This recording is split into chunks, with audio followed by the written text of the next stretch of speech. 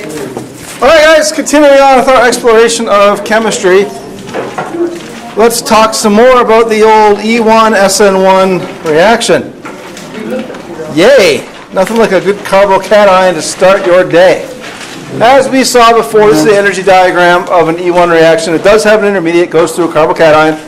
Likes to have polar protic solvents so that the cations can ionize from the anions and all that kind of stuff. Now, when we're talking about elimination reactions, E1, E2, you want to start talking about double bond substitution patterns. Now, basically, you can have a double bond that has 3 hydrogens. For example, if you look at this one, 1, 2, 3 hydrogens, yeah, and a methyl group, some kind of alkyl group stuck on it. That's called a mono-substituted alkene. It's got one thing on there that's not a hydrogen. So we call it mono-substituted. One thing being an alkyl group. Keep in mind, please. Mono-substituted. So what do you think it's called when we have 2 alkyl groups stuck on a double bond? Di-substituted. See how easy this is? 3 alkyl groups on a double bond. Tri. Look at this. And then tetra, if there's 4 alkyl groups stuck on a double bond. You with me? So far, so good, right? That's all that is. Mono-substituted double bond, double-substituted, tetra-substituted double bonds. What you have to know is right here. The more substituted double bond is more stable. So the more substitutes on the double bond, the more stable the double bond is. The less reactive it is. Didn't say non-reactive, I just said less reactive. In elimination reactions, the major product of the reaction is the more substituted double bond. And that's called Zaitsev's rule. Okay? So, if you have a reaction, an elimination, say like an E1, and you had a choice between a tetra-substituted double bond formation or a mono-substituted double bond, the tetra will predominate. It'll be the higher yielding product because of Zaitsev's rule. And I'm not going to ask you to explain Zaitsev's rule, just know Zaitsev's rule. It's one of the few times I'm not going to ask you to explain something. Okay? So Zaitsev's rule says, if given a choice and all other things are equal, an elimination reaction will choose to form predominantly the more substituted double bond. Now that doesn't mean the other ones won't form. It just means their yields will be much lower. That's all it really means. Say like an 80-20 or something, for example. How's that? That's pretty simple, right? It's just a rule you got to remember, unfortunately. Okay. Zaitsev's rule. This only with carbons? Yeah. Yeah, there's we'll just stop there. It's just with alkyl groups. Right. Now, here's an example. Don't even bother trying to write it down. I'm going to jump off this pretty quick. Here we formed a cation, and you can see the Zaitsev rule will apply here, right? You can deprotonate either here to the right of the cation or to the left of the cation, right? You would have seen that on the quiz the other day, right? Mm-hmm. Before you didn't know about Zaitsev's rule, now you do.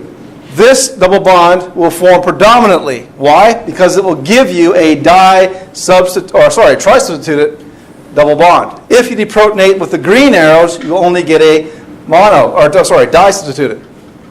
So this will predominate. Doesn't mean this doesn't form at all. It just means this will predominate. And see, the yields are 90-10, so 9-to-1 ratio. The more substituted double bond will form. Okay? That's Zaitsev's rule. Are you with me? So if I give you a question like this and I say, which is the major product and why, you would say that one, more substituents on the double bond, Zaitsev's rule. Don't try to explain Zaitsev's rule. Okay? All right. Okay, here's the trouble. As someone pointed out the other day, you're doing basically the same mechanism for both things, right? Yeah. You get that cation and then all bets are off. Yeah, it can do either substitution or elimination. Yeah, you're right, it can. Well, welcome to organic chemistry, competing pathways. Competing pathways. It can do either one. Which one's it going to do? Well, it's subtle. It's very subtle. And I don't get into that in this class, really. I don't get into how you can kind of predict what it's going to do, because that's really hard to do. It has to do with the size of your alcohol, has to do with the size of your substrate, has to do with a lot of things. So I don't really get into that in this class, how to predict if it's going to do an SN1 or an E1, because the truth is it's going to do both. It's just a matter of how much is it going to do of one versus the other. What I'm more concerned with is, Can you see an E1 reaction? Can you see an SN1 reaction? And can you see the rearrangement when it hits you in the face? Like the assignment I emailed around to you over the week. Went from a 4-member to a 5-member ring, right? You guys all thought that was a mistake, didn't you? You're like, oh, he made a mistake there. No, there's no mistake there. 4-member ring to a 5-member ring. Right? You all saw that, right? And you all went, oh, he made a mistake. No, I did not. Yes. You'll have to look at it closely. Now, one thing though about that assignment, don't come to me and ask me to do it for you. Come to me with your answer and we'll talk about it. How's that? Show me that you tried. At least show me that you tried. If you got it wrong, that's fine. Just show me that you tried. All right, carbocation. First things first, yeah, it can just go backwards. Like I told you, it'll go back more times than it goes forward, right? This takes time. It can react with a nucleophile to form SN1 products. You can deprotonate it to form the E1 products. And look at that. Say it out loud. Rearrange. It can rearrange. Rearrange. Exactly. It can rearrange. So carbocations can do a lot of things. So think about that for a second. If you have a carbocation, you can do E1. So you can do E1 from one side of the cation and the other side. So there's 2 products. You can do the SN1 to the same carbocation. There's 3 products. You can rearrange. Possibly. There's another, maybe 3 products, maybe 4. Double bonds can be cis and trans too sometimes, right? A couple more products. See how this adds up quick? See how that adds up quick? Now, I'm not saying SN1 reactions always do this. Sometimes you set them up perfectly and they only do one thing, but that's a special case, right? As you saw in that assignment, one SN1/E1 reaction potentially could give you, what was there, 7 or 8 products on there? 6. Tyrant. I love it. On an exam, I might just say, this reaction gives you 5 products. What are they? I'm tyrant. I know. And then I'll say, one of them's a rearrangement. That's so mean. Is it mean, or am I doing you a favor? I don't know. Maybe I am mean. I don't know. I don't know. I've been called worse. I agree. Someone told me I was arrogant once. I'm like, I agree. I'm arrogant. Okay. No, you're not. You hurt my feelings. No, it's too late. No, it's too late. He has proof that you said it. It's too late. It's too late to apologize. Isn't there a song? Isn't there a song about that? You just wait. Sing it. I don't know the words, actually. Sing the first lyric. I actually don't know the words. I just know there's a... You just said it. What? It's too late to apologize. It's too late to apologize, You yeah. have to say it with more than 2. No. No, I charge money for my singing. I charge like hundreds of dollars a seat. What? What about that was your favorite class? One night only. All right, E2 reactions. Now, let's talk a little bit more about elimination reactions. So we're going to go from SN1. I guess I missed something there. We're going to go from SN1 to E1 to E2. What's the 2 stand for, do you think?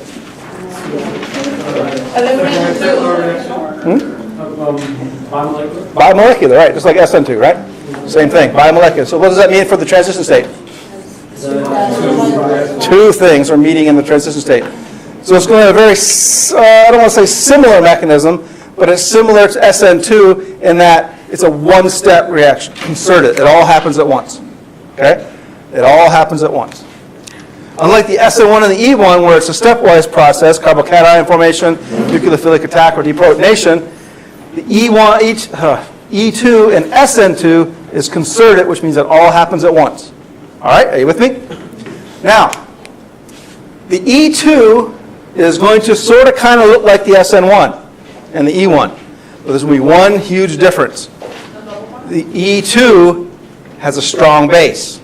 Okay? Has a strong base. So, keep that in mind. Let me think of an example here. There we go. Really simple example. Very, very simple example.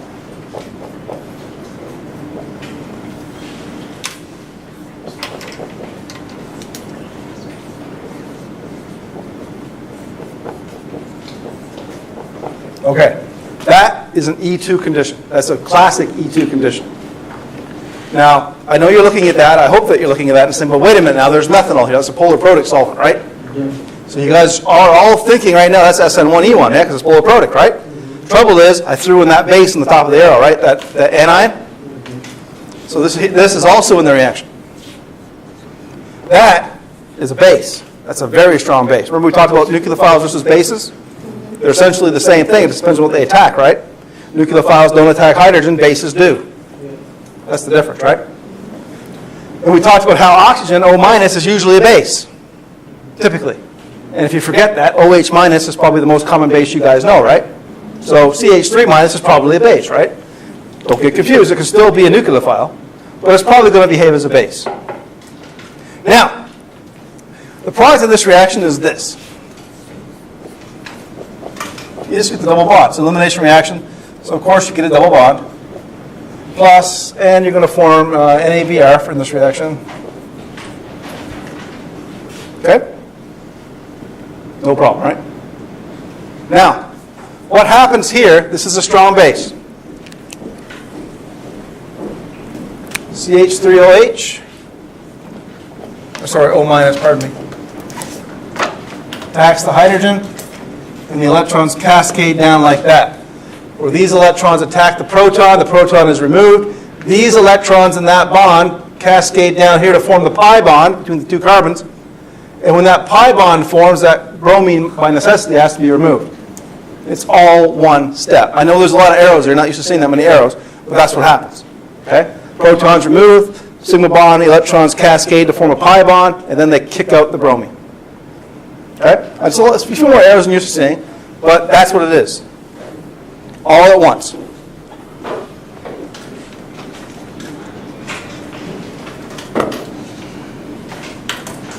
Okay?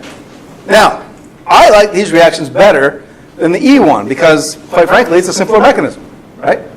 Also, they usually only give you one product. Usually. Sometimes they give you two or three, but they usually only give you one. You with me so far? Pretty simple, right? Now, just thinking out loud, if I were to draw the energy diagram for this reaction, what do you think it resembles? SN2. Why would it resemble SN2? Because it's two steps in one.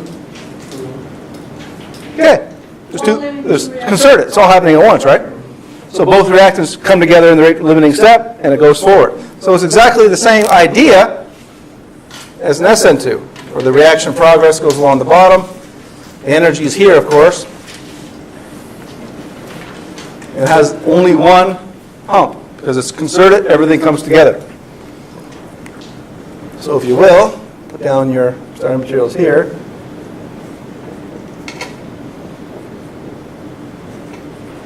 There you go. There's your starting materials. And your products are over here, of course. So remember when I said you should be able to draw the energy diagrams for all the reactions, right? Well, they're the same for all of them. Right? You know, E1 and SN1 are kind of the same. And SN2 and E2 are kind of the same.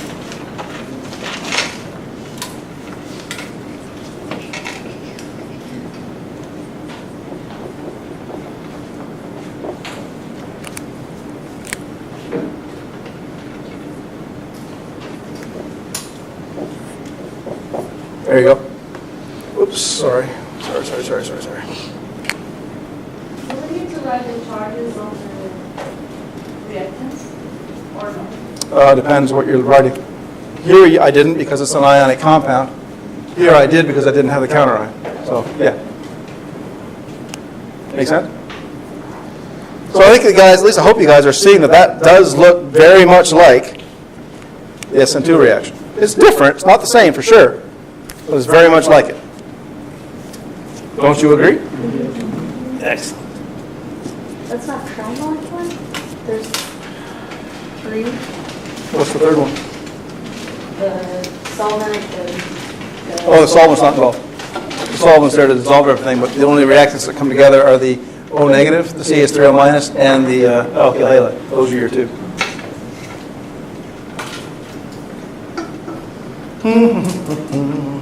All right, now, the bottom line here is pretty important. Just write it down. A mixture may form, but Zaitsev products should predominate.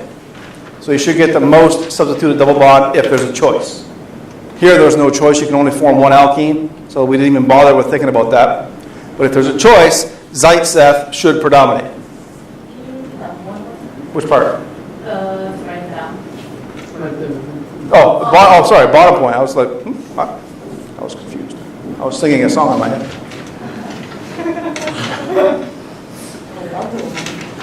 What's that? Another song. Well, this one had some foul language in it, so I thought I better not say anything. We're all adults. Was it a rap song? Oh. No, I don't think so. That's understandable. All right, now. That's kind of interesting, isn't it? Yeah. It's kind of interesting. I like this reaction a lot. Hint. Hint, hint, hint. Oh, stereochemistry. Maybe that's why I like it so much. Another hint. Did you catch that was a hint? Okay.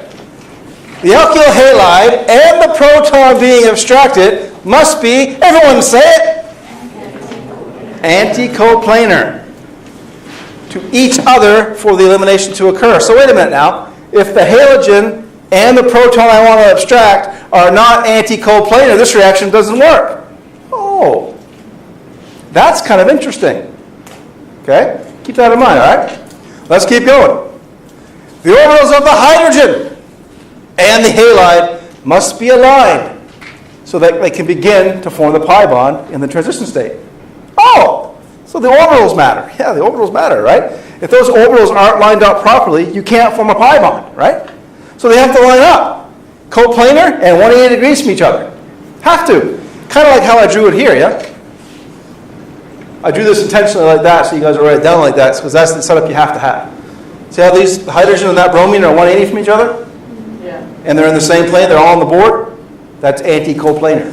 Okay, I'm going to draw a better example than that, but that's what I was trying to get forward to you because I knew this was coming. Okay? Have to be anticoplanar. So that CH3O would have attacked the other hydrogens attached. Well, this is not a good example to talk about this because it rotates, right? But some examples don't rotate. They're going to be fused, like six-member rings, for example. Like chair conformations, for example. Okay? Anticoplanar arrangement minimizes steric hindrance between the base and the leaving group. So you want to get those as far apart as you can, right? Because the base is negative, the leaving group is negative, or delta negative, right? So you got to get those bad boys away from each other. Why? Because they repel each other. They can't stand one another. Right? Anyone? Say something. I'm giving up on you. Hey, you look right at me. I know. That was for you. I'm bulletproof. I've got nothing to lose. It's crazy now. Fire away. I like music too. Hey, Professor. I will see you looking at me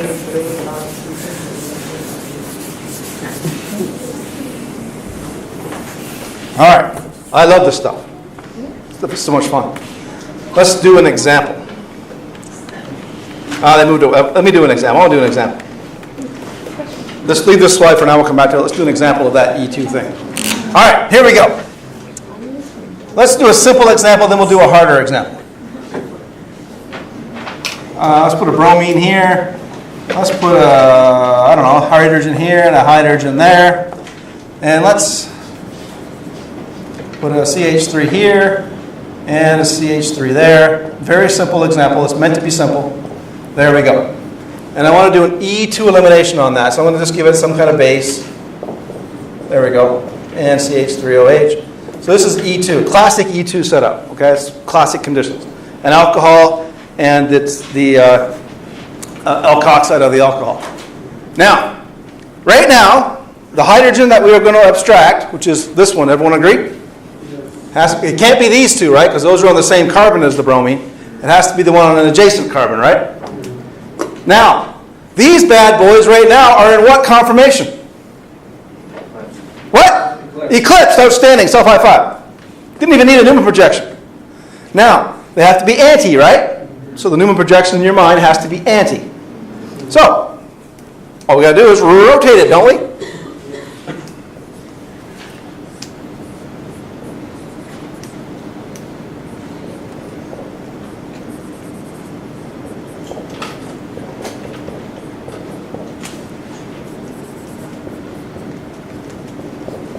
There we go, there we have it. Okay?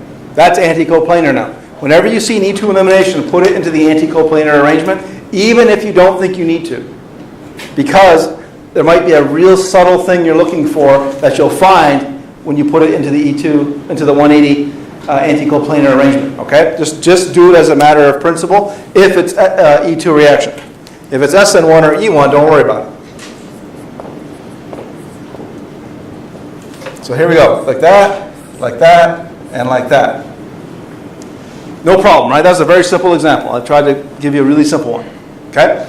I had to rotate the bond into the plane so that I could have everything anticoplanar, and away it went.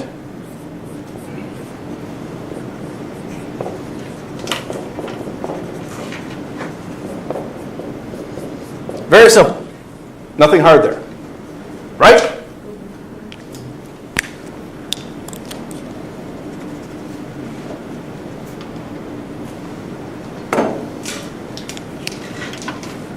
What if it wasn't that simple?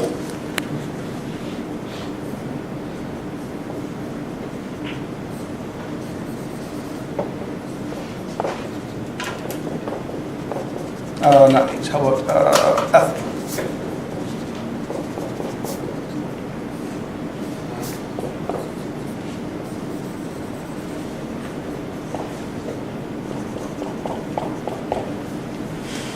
How about that? Not quite so simple now, is it?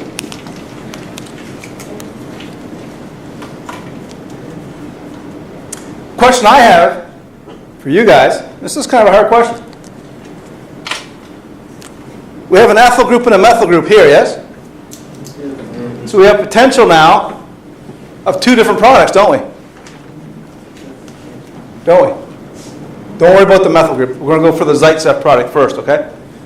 So we could deprotonate here, which is what's going to happen. No problem. It's going to deprotonate there for sure.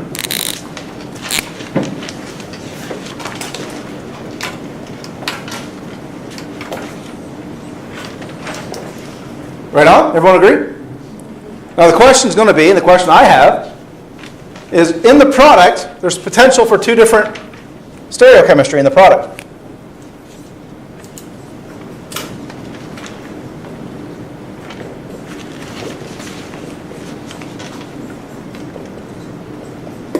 Or, it's kind of subtle, but it's there.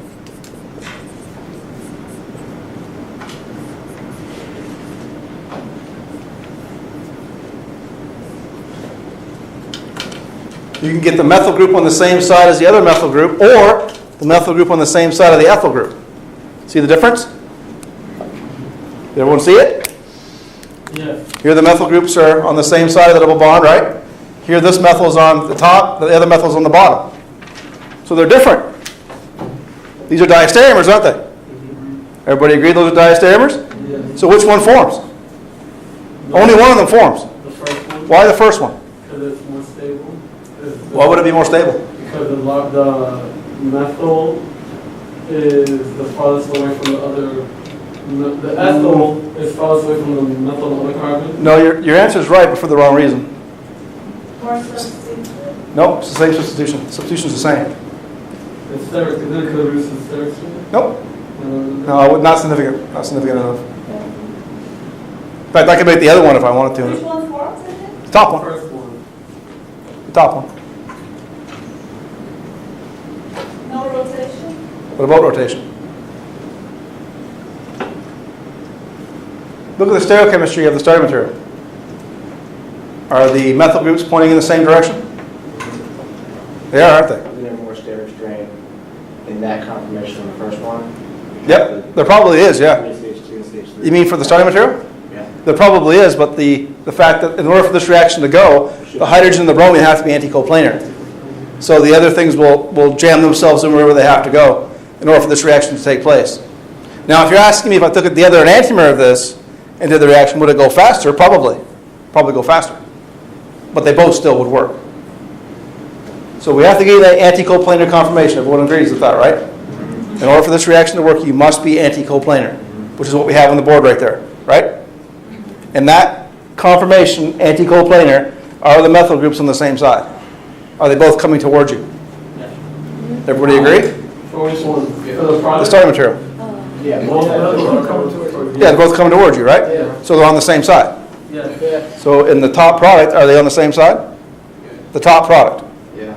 right? So they're on the same side, yeah? Doesn't that make sense? They have to stay the same. They have to stay the same, right? And the reason why they're locked into that conformation is because in order for the reaction to work, they have to be anti-coplanar. Are you with me? If they're not anti-coplanar, the reaction won't work. So you can't get the other one. You can't get this one. From this starting material, you can't get that because you'll never have the conformation anti-coplanar where the methyls are on opposite sides of each other. It just doesn't exist. Are you with me? Okay? Isn't that neat or what? That's pretty cool, don't you think? Yes. Yes. The answer is yes. The correct answer is yes, sir. That's really cool. So because the methods are on the same side, Yeah, in the transition state. If you want to think about it, in the transition state, the methyls are on the same side. So when they finish the transition state, they have to still be on the same side. If in the transition state the methyls are on opposite sides, in the product, that's where they would end up, on opposite sides. but it depending on the starting material. Yes, that depends on the stereochemistry of the starting material. Right. Would that be the most stable confirmation for that? Probably not, no. So you just wouldn't be likely to have, I can't hear you. wouldn't you be likely to have that as a starting material? Oh yeah, absolutely, you can make that, no problem. But like you're asking a kinetics question. If I had the other enantiomer of the starting material, would I get the other product? Yes, you'd get the trans, if you will. And would it react faster? More than likely it would react faster. But they're both going to go. Like it might take one of them the morning to go, the other one will take the whole day. But both of them will eventually work. Okay? Because you still have freedom of rotation, right? Yeah. So for that question, the second product wouldn't happen at all. No. Okay. Nope. You'd only get this one. And don't worry, there'll be an assignment eventually that gives you a question like that. I'm sure. And you'll be like, oh. All right. Let's move on from that. I don't want to belabor that too much. I want to let it marinate a little bit. E1 and E2 mechanisms. Now, the easy way to tell, strong base. There's a base in the reaction. It's going to do an E2, more than likely. Also, take a look at the solvent. If it's not polar aprotic, it's certainly not going to be E1, right? But you've got to be careful with that. If you have a polar protic solvent, look for a strong base. Make sure there's not like an alkoxide anion there or some kind of thing that you know is a base. Are you with me? Because that's going to change the whole dynamic. Now, if it's just solvent, say it's just methanol or ethanol or propanol, that's going to be E1SN1. If it's a solvent like methanol and it's alkoxide, that's going to be E2. Okay? I know it's subtle, but that's how it is. All right? So keep that in mind. They both give you the Zaitsev product. Now, here's the cool thing. E1 does not require any specific geometry. Just doesn't care because it's planar, right? E2 has to be anti-coplanar. Has to be anti-coplanar. No rearrangements in E2, but as you know, as soon as you form the carbocation, you can rearrange. It always rearranges from high energy to low energy, right? It never goes back the other way. Everybody agree? So you can rearrange a carbocation from secondary to tertiary, yes? Or tertiary to allylic or benzylic? But you can't rearrange from benzylic to primary. It never works. Y'all with me on that? Yeah. Pretty simple stuff, yeah? All right, now here's where things get a little subtle, but let's take a look at it. All right. Strength of nucleophile matters. If you've got a good nucleophile, it'll probably do a substitution before it does an elimination. Okay? Remember we talked about good nucleophiles? Things that are big are pretty good nucleophiles. Things like S minus, iodine minus, good nucleophiles, CN minus, for example. They can also be bases, so be careful with that, okay? Now, primary halides will almost always undergo SN2. This is kind of how it works with them. Because they're so small, they react that way. Remember, tertiary halides cannot do SN2, so they're going to do SN1 or E1 or E1. High temperatures typically favor elimination. Bulky bases favor elimination. That bottom line, underline it. Bulky bases. Bulky bases. The bigger something is, the bigger, or I should say it a different way. The more branched something is, the bulkier it is, the less likely it is to do an SN2 reaction. The more likely it is to do an elimination reaction. Now, when I say bulky and branched, I'm not talking about things like iodine. I'm talking about things that have alkyl branching, like, big alkyl groups attached to it. Okay? I'll show you. The best example of a bulky base are things like tertiary butyl.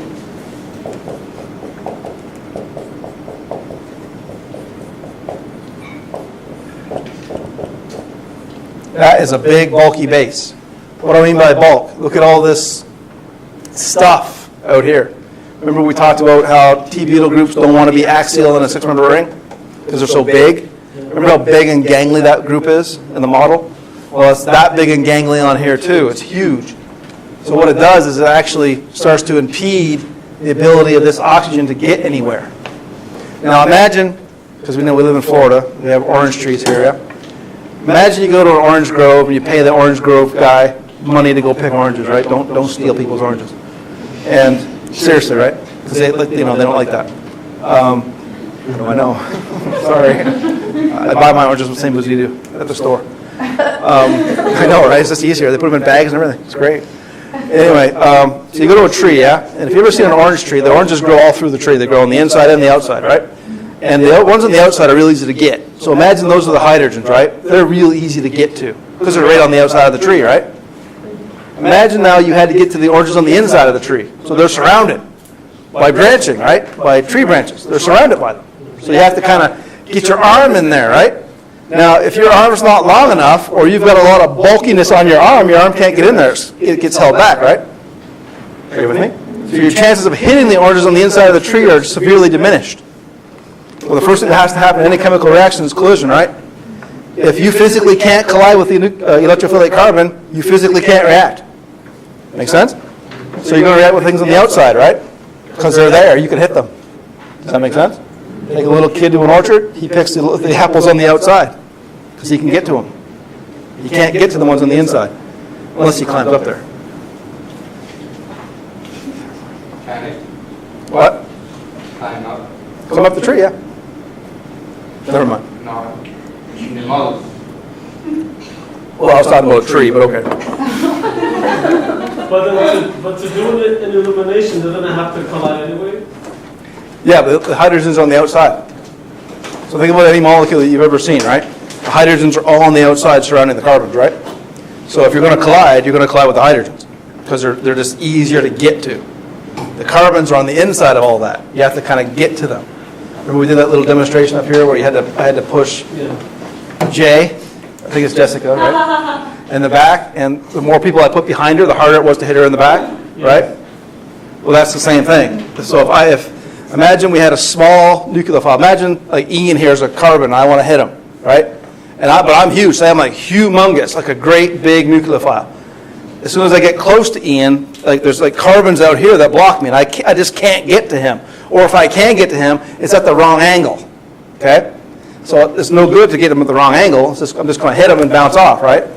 So bulkiness matters. That's why nucleophiles are typically small, so they can get in there, right? Bases are typically humongous. Like if I wanted to do an E2 reaction and not have any SN2, I would pick the biggest base I could afford. Just because they won't do nucleophilic attack, generally speaking. Other examples of bulky bases. Triethylamine, I guess, is a pretty good one.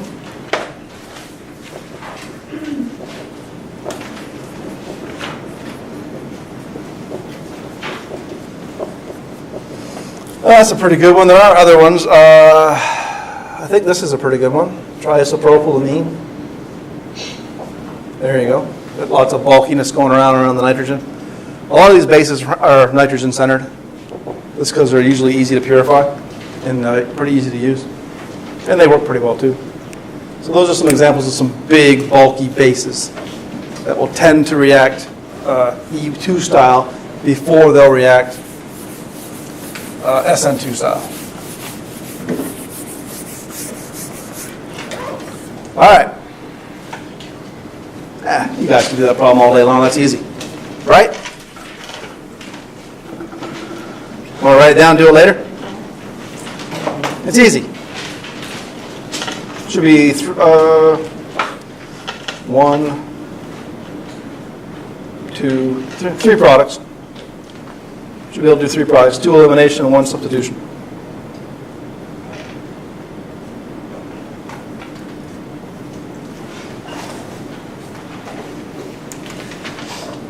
Write it down, take it home, do it. What's funny? But how can I do a substitution when it has the product? SN1. Okay, I got you.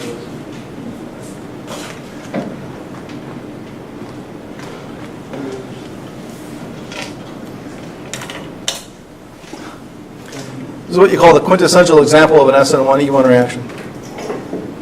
Remember, it's heating it, so the heat does play a small role, but give me all 3 products. You all got it? All right. There's another one you can try. Take that one home and do it. Just jot that down real quick. There should be potentially 3 products, but probably only 2. You could get an SN2 here, but it's not likely.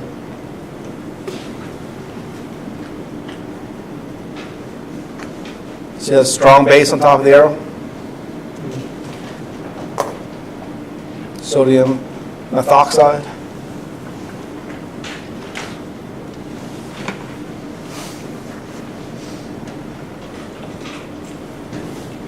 Is it 2 products? Maybe 3, but I'm not going to worry about cis and trans right now.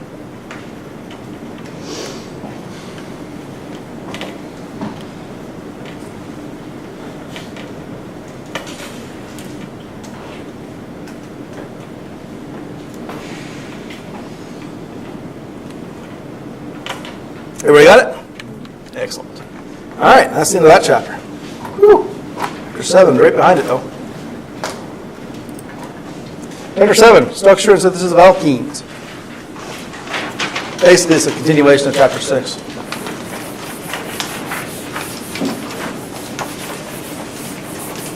Structure and synthesis of alkenes. Oops. You guys already know this, so we're not going to stay here too long. But that is the general structure of an alkene. Has a pi bond, has a sigma bond that make up the double bond, right? If I ask you to draw those orbitals, you all can do it. I have complete faith in all of you now. Because you guys are all awesome, right? Yes. Right. As long as someone thinks so. Someone was laughing out there. All right, let's learn about a little bit of nomenclature. Now, alkene nomenclature is almost exactly the same as alkane nomenclature, except there's a double bond. So, if there's a class of compounds with a carbon-carbon double bond, you call it a what? It's an alkene. What's it end with? What are the letters it ends with? E-N-E. So whenever you're naming an alkene, it's going to end with E-N-E. So it's not hexane, it's hexene. It's not propane, it's propene. Get it? Understand? Now, when you're naming alkenes, the double bond gets the lower numbers. Okay? The double bond gets the lower numbers. So if you can number your alkene 2 different ways, always pick the way that gives the alkene the lowest numbers, irrelevant where the substitutes are. That does not matter. Okay? Pick the alkene to get the lowest numbers. Let's do an example. Let's say we had something like that. Something really simple to start with. Really simple to start with. Now, we could number this from over here, couldn't we? 1, 2, 3, 4, 5, 6, 7, right? So that would put my alkene at carbon 5 and 6. Or we could number it the other way, right? And that would put my alkene at carbon 3 and 4. You always pick the low numbers. Always. Are you with me so far? Why would that be 3? It's 2 and 3. Oh, sorry. Sorry. You caught me. You got me. Good job. Now, when you're naming this, you don't need to name both numbers. You just need to have the number where the double bond starts, not where it finishes, where it starts, okay? So this is actually going to be 2 heptene. Are you with me? That's not, even that's not completely right. 2-heptene is so far correct. What am I missing? What's one more piece of information you can tell? What? Cis or trans, right? So this is trans 2-heptene. Because it's trans stereochemistry here. Okay?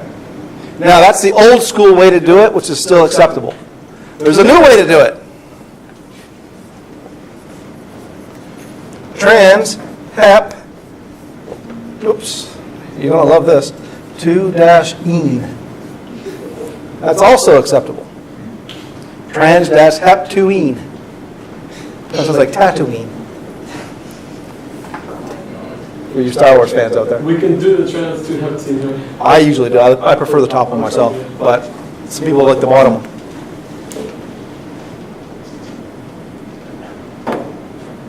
How hard is that? It's pretty simple, right? Pretty simple. All right, let's do a ring. Give me a guess what you think that's called. One cyclopentene. fifth, Cis. one cycle. You don't need to say cis in a ring. Oh, this ring you don't. We'll get into that in a minute. But that's okay. Why do you have to number it? What are you saying one? You need to say cyclopentene. Oh, you could also. You could just say cyclopentene, right? Because it doesn't matter. Yeah, you're right. It doesn't really matter because there's nothing else there, right? But now if I drew this, Then now you have to number it, right? So what's it called now? What is it? one cyclopentene. Close. One methyl. 1-methyl Oh, okay, yeah. cyclopentene, right? Very good. 1-methyl cyclopentene.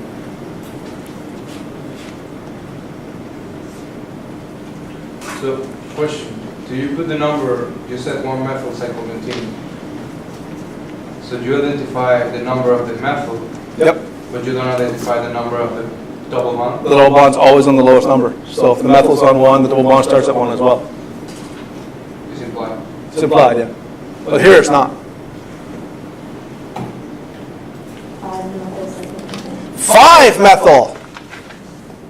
No, 2. Oh, you changed your mind. Yes. 2. That's even worse than 5. 3. Right, 3-methyl. Oh, yeah. You see it? You see it? Yeah, 1, 2. This is going to be 1, 2, 3. So it'll be 3-methyl. Cyclo. Oops. 3-methyl cyclo. X. Pent. Try that again. Pent. 3-methyl cyclopentene. Not hard, right? None of this stuff is hard, so I'm not going to belabor it too much because there is some hard stuff we have to go over. So, let's go over it. Do we need a dash after the methyl? Nope. If you put it in there, I probably wouldn't say anything about it, but I'm not too worried about it. All right, let's talk a little bit about alkenes and rings. As you noticed, in rings, the double bond has always so far been cis for you guys. And in the small rings, that is always the case. 5 and 6, it's always cis. Double bonds have to be cis because, quite frankly, if you try to put a trans in there, it just wouldn't fit. The geometry is not right. There's not enough flexibility in the ring.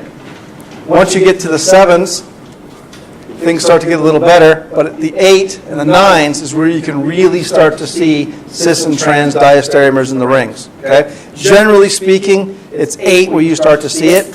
9 is where it can happen almost at will. Okay? Below 8, it does. 7, I've been told it can do it, but I've never seen it. 6 certainly can't do a trans. 9 for sure can. 10 for sure can. And as they get bigger, the more likely they are to be trans because they're just so much more floppy. It's really just big and floppy. So they have lots of what they call freedom of motion. So then you can start getting trans double bonds and rings.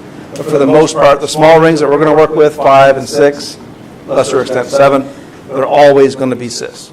Okay? And that's just because of the way the geometry works. A little project you can try if you're ever sitting with a model kit and just want to try something, try making a 5-member ring with a trans double bond. Just try it.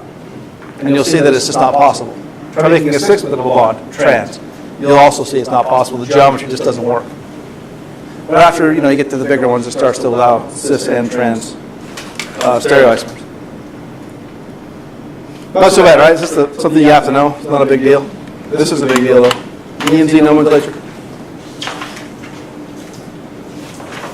E and Z nomenclature. Now, E and Z nomenclature uses the Kahn-Ingold-Prelog convention. Just like when you start to number the priority groups for RNS, right? It's the same idea. Now, this kind of stuff is used for double bonds like this.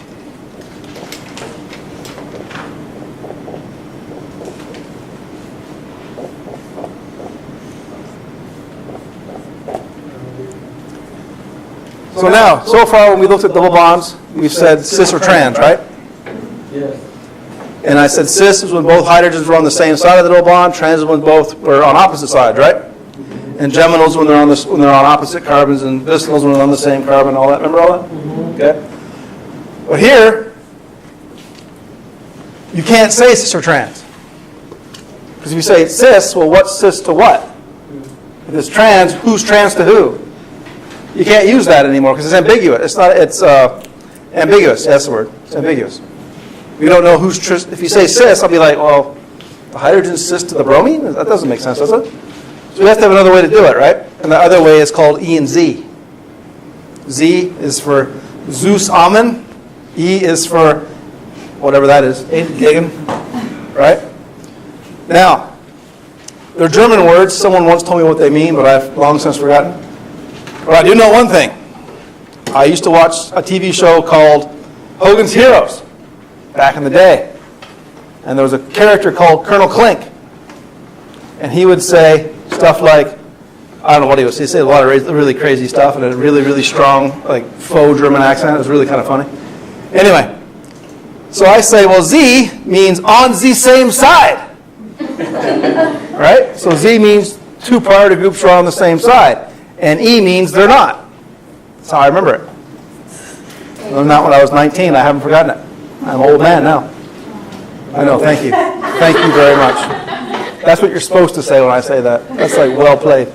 Now, who is Z to who? Because Z on the same side, right? On the same side. So that means priority group 1 is on the same side as priority group 1. Well, how do we figure all this crap out? It's easy. All you got to do is take a pencil or whatever, just kind of draw a line down the double bond, kind of split the molecule in half. Now I'm only going to work on the left-hand side of the molecule, and then we're going to go to the right-hand side, okay? Looking at the left-hand side, we have a chlorine versus a hydrogen. You guys already know who's got the higher priority, chlorine or hydrogen? Chlorine. Let's put the number 1 by chlorine, number 2 by hydrogen. Easy enough, right? Go to the right-hand side. Who's got the higher priority, bromine or carbon? Bromine. And then you look at it, you say, okay, where's priority group 1 on the left? It's up. Priority group 1 on the right is down. So this is not on the same side. They're on opposite sides, right? So that's E. That's an E orientation. The priority groups are on opposite sides of the double bond. That's how that nomenclature works. And if I want to have the Z,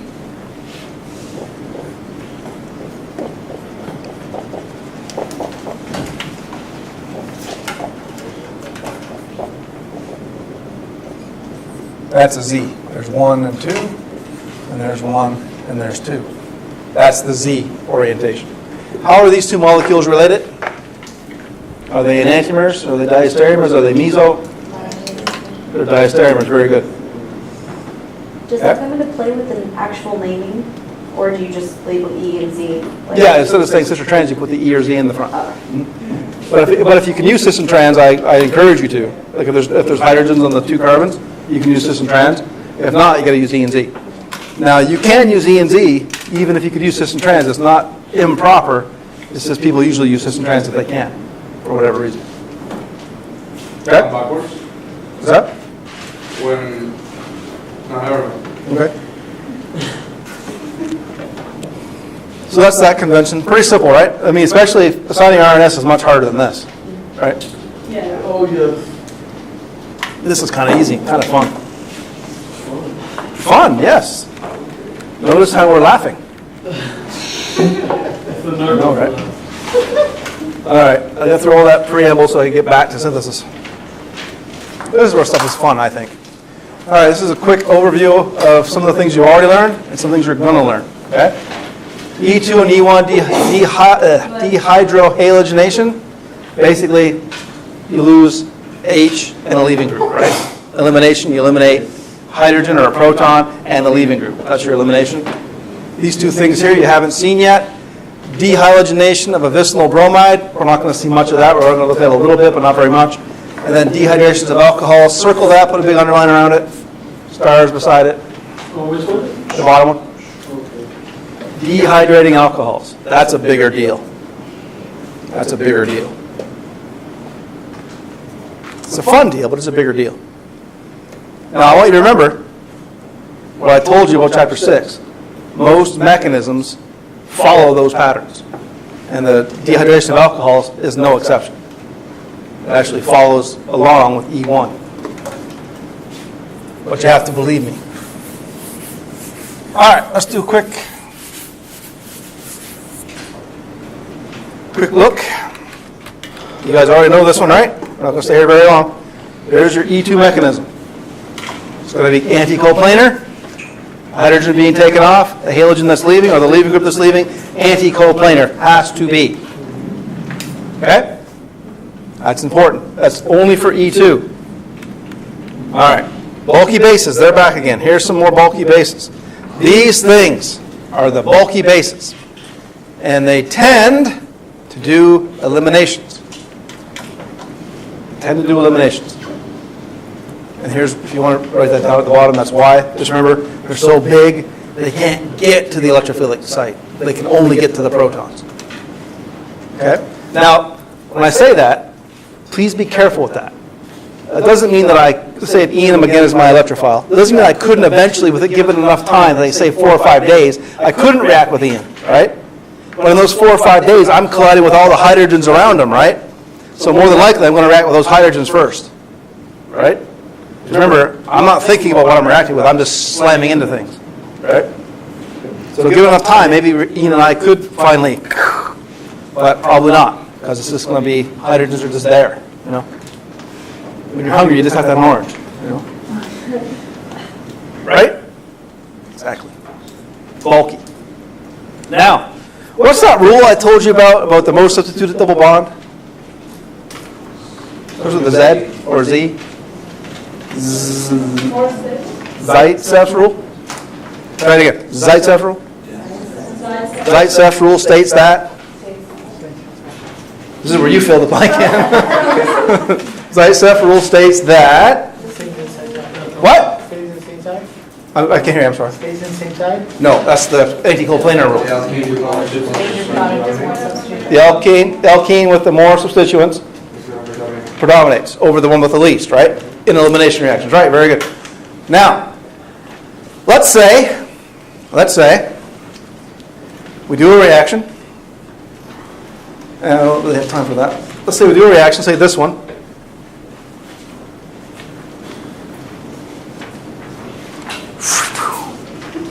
We do the reaction, we get mostly the Zaitsev product, just like you would have predicted. Right? Everyone see it? You get the most. It's an E2 reaction, right? If you do the mechanism, you'll see you're getting both products, 71% to 29%. The one on the left is called the Zaitsev product because it's the most substituted. It's a tri-substituted double bond, right?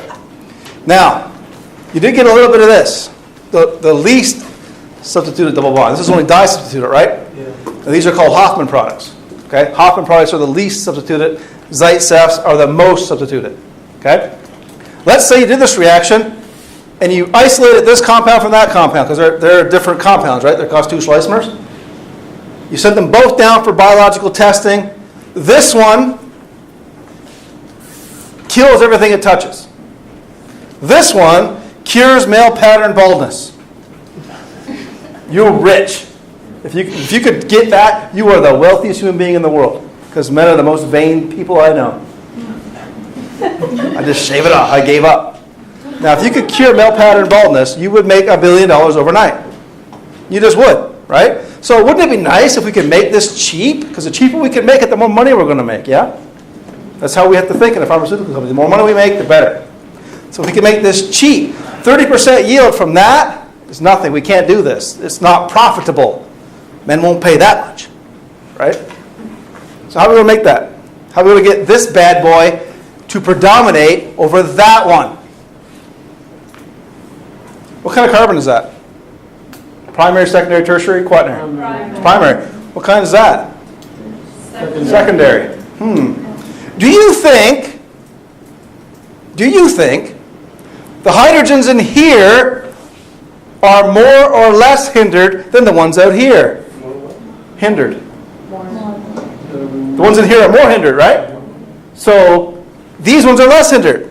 Ha-ha! What's the first thing that has to happen in a chemical reaction? Collision. Collisions. What if we could prevent our base from hitting here and make it hit here for the most part? Wouldn't that be kind of nice? Well, this base went there predominantly, right? Small. Tiny. Little guy. What if we got a big one? Huge. Ah, right? If we did that, it would probably go here predominantly, right? And then we make more money, right? We can make this product faster, and we can get it to market quicker. Get past the FDA faster. Make more money. So that's what we would do. Large bases give you the Hoffman product. Write that down. Large bases give you the Hoffman product. One more time. Ready? Large bases give you the Hoffman product. Small bases give you the Zaitsev product. Now we're talking about E2 reactions, right? E1, that's going to give you Zaitsev predominantly every time. E2, big, bulky bases, like that tertiary butyl thing I showed you. That's what I would pick. That would be my first go-to. If that didn't work, I'd find a bigger one. We're growing the hair back this weekend. I'm telling you, I feel like I'm 20 with my long flowing locks. Go back in time and tell young Russell how bad it's going to be when he gets to be 40. His life choices would be different. Just kidding. I'm just joking. All right? Now, isn't that neat? Just by switching to the different base, same starting material, different base, different outcome. So what give you a different product? Nope. Well, you get the other product. You get the Hoffman product. The yields would actually more or less flip. You get 80% of the Hoffman, 20% of the Zaitsev, because you're just using a larger base. And that's all about collisions. The big base can't collide with the secondary protons because they're more hindered, right? Mm-hmm. So the bigger that base, the less collisions you get, the less products you get. You're changing the pathway. Neat, huh? Isn't that freaking cool? Come on, that's neat. That's pretty neat. No? All right, well maybe you think this is neat. I don't know. I don't have much time. We'll pause here. Any questions before we go?